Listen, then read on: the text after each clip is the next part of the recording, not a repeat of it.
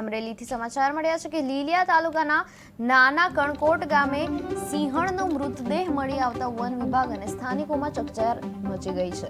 ઘટનાને લઈને Amreli lion nature ફાઉન્ડેશનના પ્રમુખ નાથાલાલ સુખડિયાએ પ્રતિક્રિયા આપી છે અને નાથાલાલ સુખડિયાના જણાવ્યા મુજબ સિંહણનું મોત શંકાસ્પદ જણાય છે અને આ મામલે યોગ્ય તપાસ થવી જોઈએ. તેમણે માંગ કરી છે કે જો આ સિંહણના મોત પાછળ કોઈ માનવ સર્જિત કારણ હોય તો સંબંધિત વ્યક્તિઓ સામે કડક પગલાં લેવા જોઈએ અને હાલ વન વિભાગે મૃતદેહનો પીએમ કરીને વધુ તપાસ શરૂ કરી છે. નાથાલાલ સુખડિયા, લાયન ફાઉન્ડેશન અમરેલી તાલુકાના પ્રેસિડેન્ટ તરીકે વન્ય જીવોને લગતી બાબતોમાં અમે જાગૃતતા આવે એ બાબતે કામ કરીએ છીએ.